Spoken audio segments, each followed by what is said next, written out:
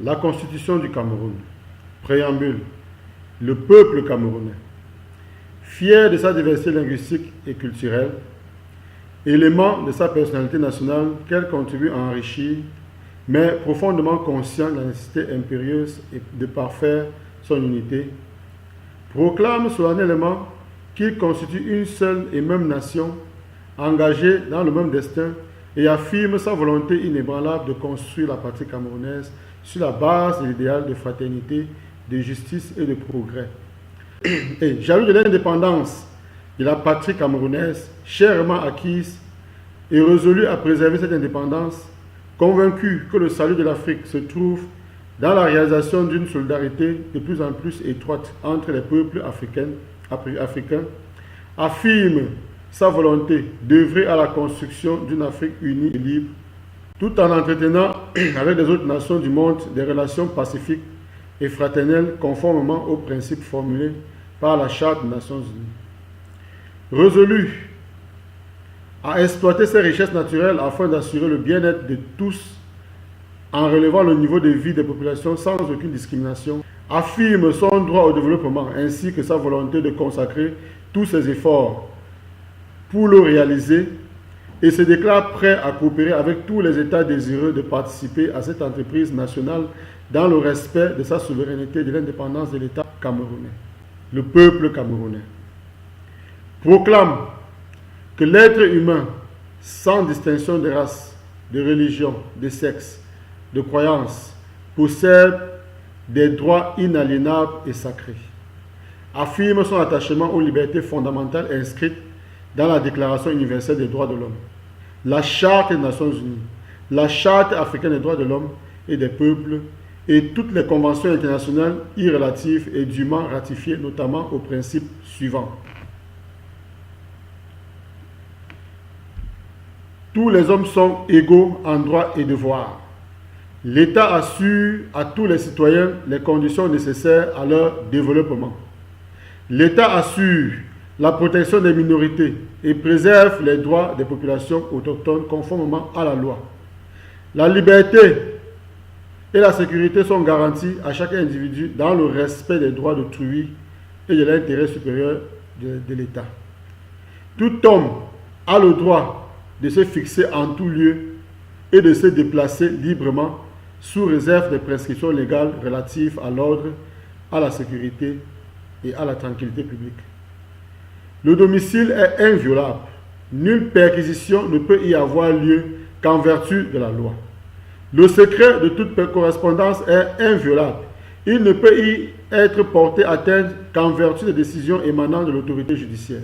Nul ne peut être poursuivi, arrêté ou détenu que dans le cas et selon les formes déterminées par la loi. La loi ne peut avoir d'effet rétroactif. Nul ne peut être jugé et puni qu'en vertu d'une loi promulguée et publiée antérieurement aux faits punissables. La loi assure à tous les hommes le droit de se faire rendre justice. Tout prévenu est présumé innocent jusqu'à ce que sa culpabilité soit établie au cours d'un procès conduit dans le strict respect des droits de la défense. Toute personne a droit à la vie et à l'intégrité physique et morale. Elle doit être traitée en toutes circonstances avec humanité. En aucun cas, elle ne peut être soumise à la torture, à des peines ou traitements cruels, inhumains ou dégradants. Nul ne peut être inquiété en raison de ses origines, de ses opinions ou croyances en matière religieuse, philosophique ou politique, sous réserve du respect de l'ordre public et des bonnes mœurs. L'État est laïque. La neutralité et l'indépendance de l'État vis-à-vis de toutes les religions sont garanties. La liberté du culte et le libre exercice de la pratique sont garantis. La liberté de communication, la liberté d'expression, la liberté de presse, la liberté de réunion, la liberté d'association, la liberté syndicale et le droit de grève sont garantis dans les conditions fixées par la loi. La nation protège et encourage la famille, base naturelle de la société humaine. Elle protège la femme, les jeunes les personnes âgées et les personnes handicapées. L'État assure à l'enfant le droit à l'instruction. L'enseignement primaire est obligatoire. L'organisation et le contrôle de l'enseignement à tous les degrés sont les devoirs impérieux de l'État. La propriété est le droit d'user, de jouir et de disposer des biens garantis à chacun par la loi. Nul ne saurait être privé si ce n'est pour cause d'utilité publique et sous la condition d'une indemnisation dont les modalités sont fixées par la loi. Le droit de propriété ne saurait être exercé contrairement à l'utilité publique, sociale ou de matière à porter préjudice à la sûreté, à la liberté, à l'existence ou à la propriété d'autrui.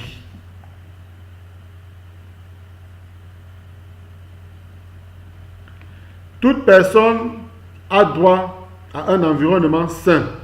La protection de l'environnement est un devoir pour tous.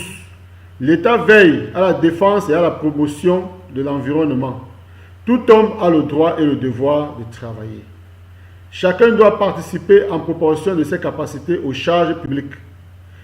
Tous les citoyens contribuent à la défense de la patrie.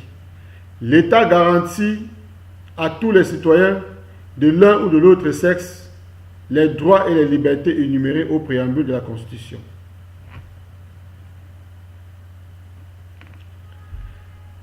Titre premier de l'État et de la souveraineté.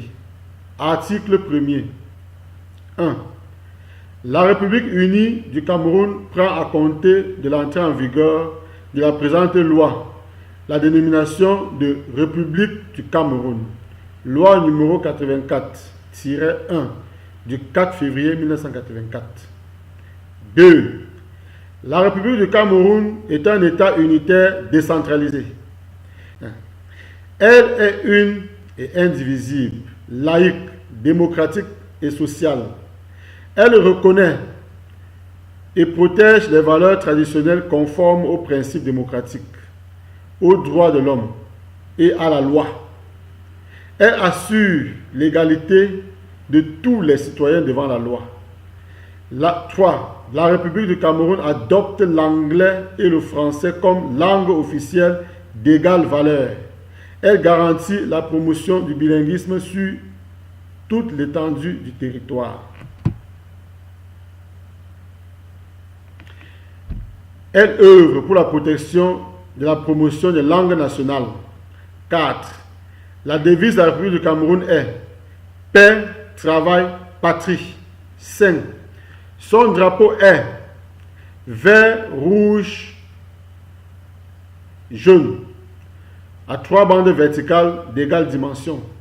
Il est frappé d'une étoile d'or au centre de la bande rouge. 6. L'hymne national est Ô Cameroun, berceau de nos ancêtres. 7. Le sceau. Le sceau de la République du Cameroun est une médaille circulaire en bas-relief de 46 mm de diamètre, représentant à l'avers et au centre le profil d'une tête de jeune fille tournée à dextre vers une branche de caféier à 2 feuillets et jouxtée à sénestre par 5 cabosses de cacao, avec en exergue en français sur l'arc inférieur la devise nationale paix, travail, patrie, au revers et au centre les armoiries de la République du Cameroun, avec en exergue en anglais sur l'arc supérieur Republic of Cameroon et sur l'arc inférieur Peace Work Fatherland. Les armoiries de la République du Cameroun sont constituées par un écu chapé surmonté côté chef par l'inscription République du Cameroun et supporté par un double faisceau de licteurs entrecroisés avec la devise paix, travail, patrie, côté pointe. L'écu est composé d'une étoile d'or sur fond de simple et d'un triangle de gueule, chargé de la carte géographique du Cameroun d'azur et frappé du glaive de la balance de justice de sable. 8. Le siège de l'institution est à Yaoundé. Article 2. 1. La souveraineté nationale appartient au peuple camerounais qui l'exerce soit par l'intermédiaire du président de la République et des membres du Parlement, soit par voie de référendum. Aucune façon du peuple ni aucun individu ne peut s'en attribuer l'exercice. Les autorités chargées de diriger l'État tiennent leur pouvoir du peuple par voie d'élection au suffrage universel direct ou indirect, sauf disposition contraire de la présente Constitution. 3. Le vote est égal et secret. Y participent tous les citoyens âgés d'au moins 20 ans. Article 3. Les partis et formations politiques concourent à l'expression du suffrage. Ils doivent respecter les principes de la démocratie, de la souveraineté et de l'unité nationale. Ils se forment et exercent leur activité conformément à la loi. Article 4. L'autorité de l'État est exercée par, premier point, le président de la République. Deuxième point, le Parlement. Titre 2 du pouvoir exécutif. Chapitre 1 du président de la République. Article 5. En parenthèse 1. Le président de la République est le chef de l'État. 2. Élu de la nation tout entière, il incarne l'unité nationale. Il définit la politique de la nation. Il veille au respect de la Constitution. Il assure par son arbitrage le fonctionnement régulier des pouvoirs publics. Il est le garant de l'indépendance nationale, de l'intégrité du territoire, de la permanence et de la continuité de l'État, du respect des traités et accords internationaux. Article 6. 1. Le président de la République est élu au suffrage universel direct, égal et secret à la majorité des suffrages exprimés. 2. Le président de la République est élu pour un mandat de 7 ans, renouvelable une fois. 3. L'élection a lieu 20 jours au moins et 50 jours au plus avant l'expiration du pouvoir du président de la République en exercice. 4. En cas de vacance de la présence de la République pour cause de décès, de démission ou d'empêchement définitif constaté par le Conseil constitutionnel, le scrutin pour l'élection du nouveau président de la République doit impérativement avoir lieu 20 jours au moins et 40 jours au plus après l'ouverture de la vacance. A. L'intérim du président de la République est exercé de plein droit jusqu'à l'élection du nouveau président de la République par le président du Sénat, et si ce dernier est à son tour empêché par son suppléant, suivant l'ordre des préséances du Sénat. B. Le président de la République par intérim, le président du Sénat ou son suppléant, ne peut modifier ni la Constitution ni la composition du gouvernement. Il ne peut recourir au référendum. Il ne peut être candidat à l'élection organisée pour la présidence de la République. 5. Les candidats aux fonctions de président de la République doivent être des citoyens camerounais d'origine, jouir de leurs droits civiques et politiques et avoir 35 ans révolus à la date de l'élection. 6. Le régime de l'élection à la présidence de la République est fixé par la loi. Article 7. 1. Le président de la République élu entre en fonction dès sa prestation de serment. 2. Il prête serment devant le peuple camerounais en présence des membres du Parlement, du Conseil constitutionnel, de la Cour suprême réunie en séance solennelle. Le serment est reçu par le président de l'Assemblée nationale.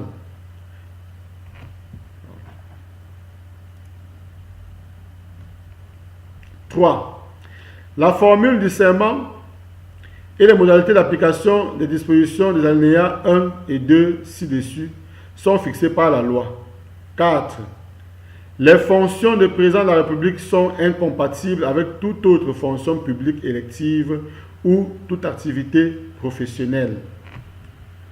Article 8. Le président de la République représente l'État dans tous les actes de la vie publique. 2. Il est le chef des forces armées. 3. Il veille à la sécurité intérieure et extérieure de la République. 4. Il accrédite les ambassadeurs et les envoyés extraordinaires auprès des puissances étrangères. Oui. Les ambassadeurs et les envoyés extraordinaires des puissances étrangères sont accrédités par lui. 5. Le président de la République promulgue les lois. Les conditions prévues à l'article 31 ci-dessous. 6. Le président de la République saisit le Conseil constitutionnel dans les conditions déterminées par la Constitution. 7. Il exerce le droit de grâce après avis du Conseil supérieur de la magistrature. Il exerce le pouvoir réglementaire. 9. Il crée et organise les services publics de l'État. 10. Il nomme aux emplois civils et militaires de l'État. 11. Il confère les décorations et les distinctions honorifiques de la République. 12. Le président de la République peut, en cas de nécessité et après consultation du gouvernement, des bureaux de l'Assemblée nationale et du Sénat, prononcer dissolution de l'Assemblée nationale. L'élection d'une nouvelle Assemblée a lieu conformément aux dispositions de l'article 15 alinéa 4 ci-dessous. Article 9. 1.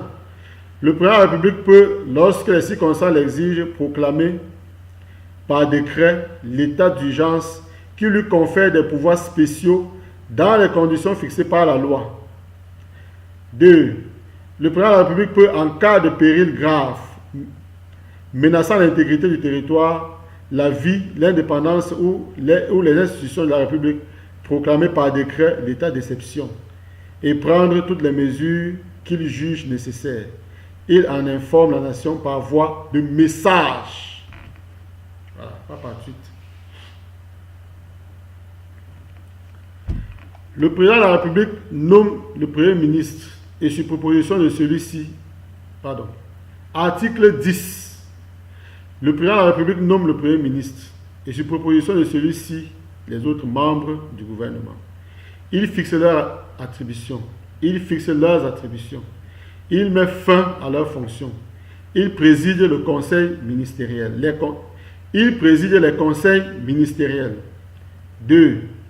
Le président de la République peut déléguer certains de ses pouvoirs au Premier ministre et aux autres membres du gouvernement et à certains hauts responsables de l'administration de l'État dans le cadre de leurs attributions respectives. En cas d'empêchement temporaire, le président de la République charge le Premier ministre ou en cas d'empêchement de celui-ci, un autre membre du gouvernement d'assurer certaines de ses fonctions dans le cadre d'une délégation express. Je reprends. En cas d'empêchement temporaire, le président de la République charge le Premier ministre ou, en cas d'empêchement de celui-ci, un autre membre du gouvernement d'assurer certaines de ses fonctions dans le cadre d'une délégation express. Chapitre 2 du gouvernement. Article 11. Le gouvernement est chargé de la mise en œuvre de la politique de la nation. Le gouvernement est chargé de la mise en œuvre de la politique de la nation telle que définie par le président de la République. 2. Il est responsable devant l'Assemblée nationale dans les conditions selon les procédures prévues à l'article 34 ci-dessous. Le Premier ministre est le chef du gouvernement et dirige l'action de celui-ci. Il est chargé de l'exécution des lois.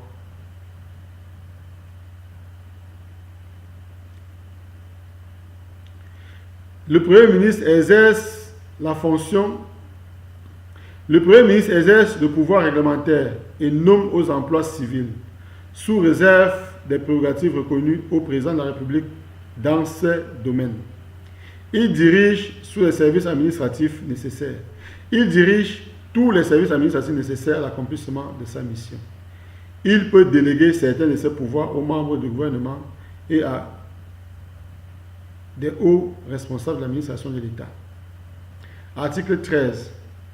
Les fonctions des membres du gouvernement et assimilés sont incompatibles avec l'exercice de tout mandat parlementaire.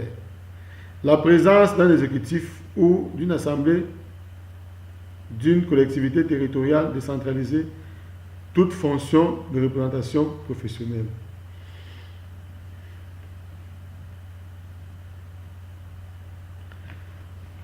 Titre 3 du pouvoir législatif. Article 14. 1.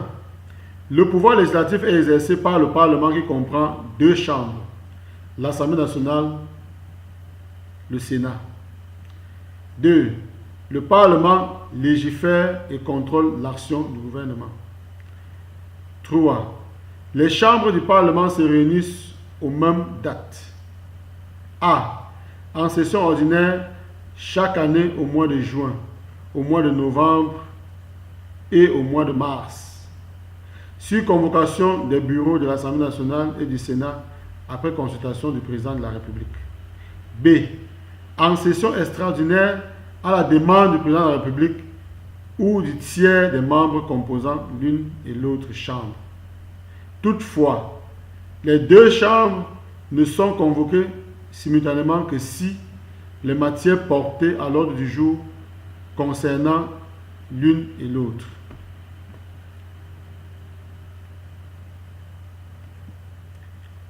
« 4. Les deux chambres du Parlement peuvent se réunir en congrès à la demande du président de la République pour entendre une communication ou recevoir un message du président de la République, pour recevoir le serment des membres du Conseil constitutionnel, pour se prononcer sur un projet ou une proposition de révision constitutionnelle. Lorsque le Parlement se réunit en congrès, le bureau de l'Assemblée nationale préside les débats. Nul ne peut appartenir à la loi à l'Assemblée nationale et au Sénat. La loi fixe le régime électoral de l'Assemblée nationale et du Sénat, ainsi que le régime des immunités, des inéligibilités, des incompatibilités, des indemnités et des privilèges des membres du Parlement. Chapitre 1 de l'Assemblée nationale. Article 15. 1. L'Assemblée nationale est composée de 180 députés élus au suffrage universel direct et secret pour un mandat de 5 ans. Le nombre de députés élus à l'Assemblée nationale peut être modifié par la loi. 2. Chaque député représente l'ensemble de la nation. 3. Tout mandat impératif est nul. En cas de crise grave, le président de la République peut, après consultation du président du Conseil constitutionnel et des bureaux de l'Assemblée nationale et du Sénat, demander à l'Assemblée de décider par une loi de proroger ou d'abréger son mandat. Dans ce cas, l'élection d'une nouvelle Assemblée a lieu 40 jours au moins et 60 jours au plus après l'expiration du délai de prorogation ou d'abrégement de mandat.